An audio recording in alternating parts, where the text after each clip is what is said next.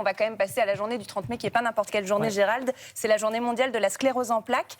C'est une maladie qui fait peur et qu'en fait, on ne connaît pas si bien que ça. Qui fait peur, on entend beaucoup parler. Il y a de l'espoir thérapeutique, donc ça c'est important aussi, parce qu'on vit avec cette maladie. Il y a 120 000 personnes en France qui vivent avec la sclérose en plaques. C'est la première cause de handicap sévère non traumatique. Alors évidemment, il y a les handicaps suite à un traumatisme, mais dans les handicaps non traumatiques, parce que c'est la sclérose en plaques qui arrive en numéro 1. Alors c'est une maladie inflammatoire. Pourquoi elle s'appelle comme ça ? Sclérose en plaques, parce qu'en fait, ce sont des plaques de myéline qui vont s'enlever. La myéline, c'est un peu, vous savez, on a des nerfs, et les nerfs, c'est comme des câbles électriques. On voit tous un câble électrique, il y a une gaine autour plastique, et quand vous prenez le cutter et que vous enlevez, vous savez, vous dénudez un peu le câble électrique, bah, c'est exactement ce qui se passe avec la sclérose en plaques. C'est ce qu'on voit à droite de la l'image. myéline, la gaine autour, qui est un peu endommagée, comme ça. Le système inflammatoire, le système immunitaire va venir grignoter le câble électrique, le nerf, et donc on imagine tous ces symptômes-là, et c'est pour ça que ça évolue aussi par poussée, par rémission. On a des symptômes et puis après ça va régresser. Alors c'est une maladie où parfois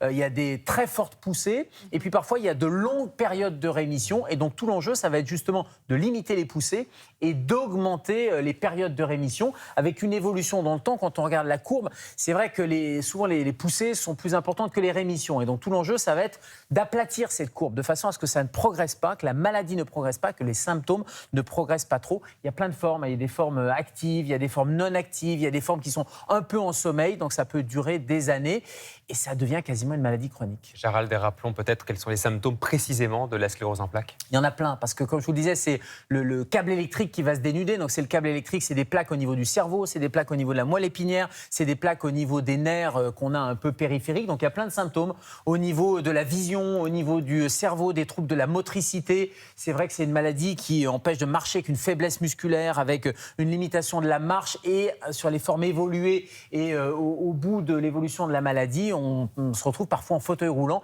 à cause de la sclérose en plaques. C'est le système digestif, c'est aussi des troubles de la sensibilité, c'est des petits picotements, c'est une sensibilité qui est altérée, et puis il y a des conséquences psychiques. On sait que comme le cerveau est aussi altéré, la sclérose en plaques est souvent accompagnée de dépression, de troubles psychiques, et puis ça concerne comme ça absolument tout l'organisme, mais c'est très variable d'un individu à l'autre, c'est très variable dans l'évolution de la maladie, et j'allais dire, il n'y a rien d'inéluctable, surtout avec les progrès qui sont faits sur le plan thérapeutique.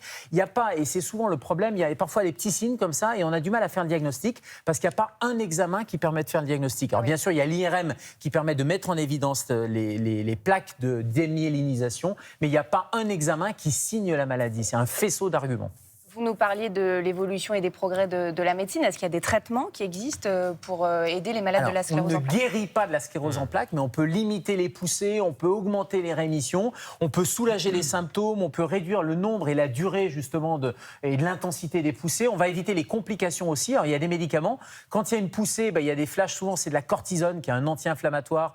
Et avec des flashs de cortisone, on arrive vraiment à limiter la crise. C'est quelques jours de perfusion pour pouvoir diminuer justement l'intensité. Et puis il y a des traitements de fond, et c'est ça qui permet de limiter un peu la progression de la maladie. Comme c'est une maladie inflammatoire, les traitements de fond vont aller moduler l'immunité. L'idée, c'est de mettre un coup de frein sur le système immunitaire pour qu'il arrête de grignoter justement les gaines de myéline. Alors ça peut être des immunomodulateurs, on appuie sur le frein, ou des immunosuppresseurs, on va quasiment supprimer l'immunité. Et puis il y a des nouvelles stratégies justement d'immunothérapie qui sont en cours, et tout l'espoir, c'est de remyéliniser, de régénérer la myéline. On comprend bien, si on a une gaine de myéline qui est en train de partir en petits morceaux, l'idée c'est de pouvoir la régénérer. Il y a même des greffes de cellules myélinisantes.